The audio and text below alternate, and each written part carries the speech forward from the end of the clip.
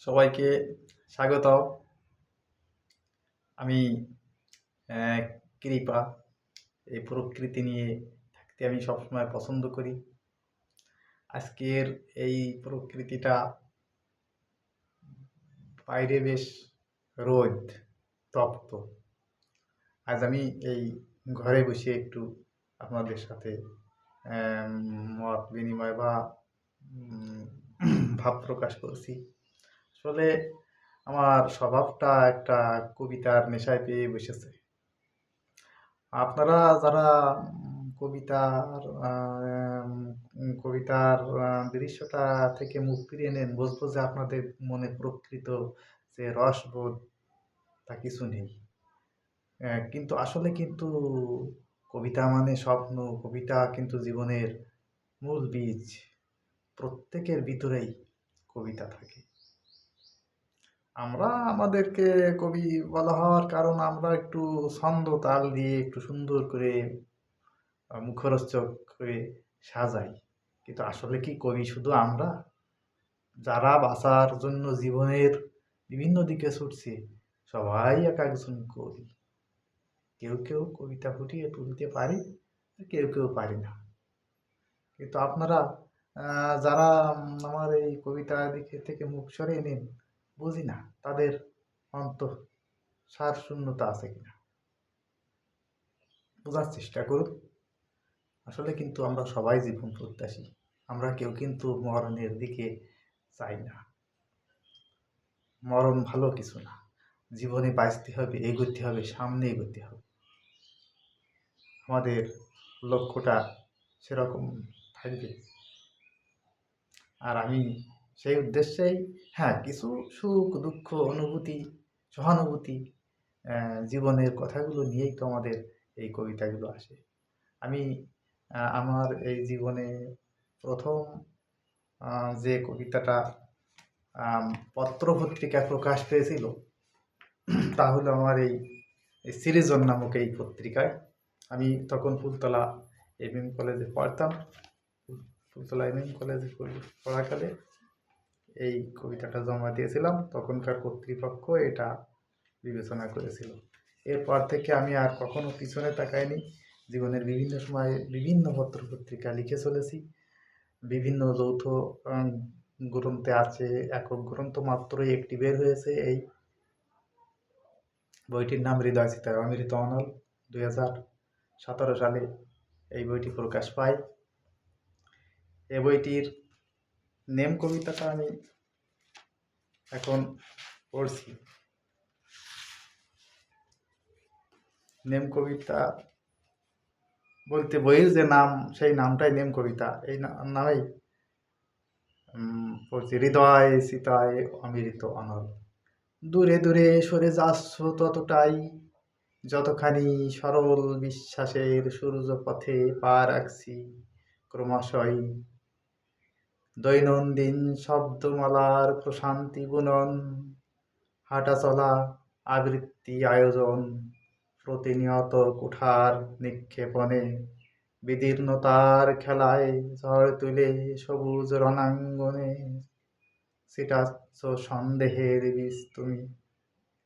কৃষ্ণ মেঘ দেখো, আকাশের দেহ ভাজে সীমারেখা টানো, ছবি আঁকো, ঘৃণার থুতু ছুড়ে দাও কিংবা ভালোবাসো, আর ছলনা করো, কলা দেখাও বিভৎস রঙিন। মুহূর্ত সরল অথচ নির্মম, কঠিন ভাবনার তার কাটায় ঘেরা শূলবিদ্ধ জীবন। হৃদয় চিতায় হাসে অমৃত অনল। প্রত্যেকটা কবিতা শুনুন, কোনটা কেমন হয় জানাবেন। এবার একটু বাস্তবধর্মী একটা কথা নিয়েই লেখা। কবিতাটার নাম শিকার। ক্ষুধার দুনিয়ায় ওঠে যখন ঝড়, তোমারও এ গতি থাকে ভয়ঙ্কর নখর আচর। ক্রমশ নকশাইকে এঁকে প্রতিটি দিনের সীমাবদ্ধতা বিধে, বাতাসের ভাঁজে ভাঁজে নাক টেনে সুখে সুখে চতুষ্পদ শূন্য বুকে অতঃপর। অথচ দ্বিপদী সম্রাটের অন্তহীন চাহিদার বর্ধনশীল স্ফুলিঙ্গ দেখাচ্ছে রোদ্দুর। নীল লাল হলুদ বাহারি চক্রে নির্লজ্জ স্বার্থপরতার ভয়ানক দৃশ্যমাট। চতুষ্পদ থেকে দ্বিপদ বেশি ভয়ঙ্কর। প্রতিটি ছোবলে বদলে যায় পৃথিবীর গতিপথ। আহ্নিক বার্ষিক পরিক্রমা, সুশৃঙ্খল কানুন, বিবেকী আয়না মিলান হয় হিংস্র তাবায়।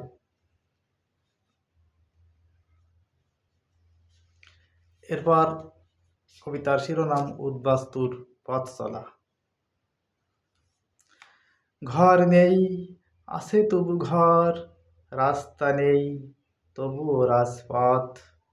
পাখনা নেই তবু পাখি হই, প্রতিদিন উড়ে যাই স্বপ্ন ডানায়। কল্পনার আকাশ জুড়ে ঘুরে সুবিন্যস্ত সিঁড়ি পথে, স্তরে স্তরে উছলা নদীর বুকে এবং দূর অজানা মাঠে। নীড় নেই, বাসা নেই, ডাল থেকে ডাল ধরে ছুটতে ছুটতে কিঞ্চিত অবসর। তখন এক টুকরো বিশ্রামের গহীন আপন ছায়ানীল ড্রয়িং রুমের ভিতর। স্বগত উক্তি, অসংখ্য ফুলের চাষবাস, সানন্দে গড়ে যাই প্রেম কানন। কখনো অশান্ত কাল বৈশাখী, হাসতে হাসতে লেজ নাড়ে সামনে দরজায় উঠোনের কোণে। বাঁচার সার্থকতা হারাই, ক্ষত বিক্ষত হই, বর্ষাবিদ্ধ পৃথিবীকে নিয়ে কাঁধের উপর। তবুও হাঁটতে থাকি, নতুন করে বাঁচতে হবে বৃদ্ধির অনুবাদ খুঁজে আমি।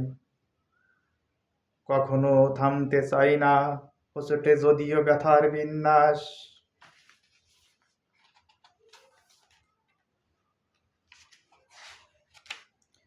মঙ্গল বৃহস্পতি শনি সকল গ্রহ উপগ্রহের অলিগলি সবখান ঘুরেছি। উল্কার বেগে ছুটেছি, বিদ্যুতের বেগে ছুটেছি, এবং এখনো অবধি ছুটছি, চলছি। আগেও ছুটতাম, চলতাম, উড়ে যেতাম নিহারিকায় দূরে। শেষ নেই পরিক্রমা আমার, উদ্বাস্তুর পথ চলা। এরপর কবিতাটির শিরোনাম মনুষ্যত্বের শরীর। ঘুরেই চলছে সময়ের রথচক্র, প্রতিটি মুহূর্তকে অতিক্রম করে করেই। আহ্নিক গতির সাথে, বার্ষিক গতির সাথে প্রতিদিন বিস্ফোরণ ঘটছে অবিরাম। জন্ম হচ্ছে হচ্ছে মৃত্যু হচ্ছে সংগ্রাম। আসছে নতুন নতুন মানুষের মুখ, পরিসংখ্যানের পাতায় বাড়ছে এই মানুষ। হতাহত মানুষ, সংগ্রামশীল মানুষ, পরাজিত মানুষ, বিপর্যস্ত মানুষ, প্রতিদিন বৃদ্ধি পেয়ে অসংখ্য মানুষ।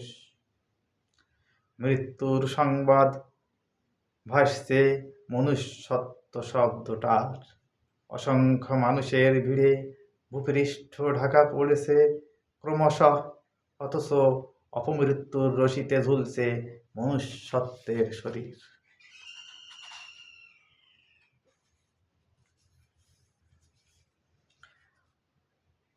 এরপর কবিতার নাম লক্ষ্যভ্রষ্ট।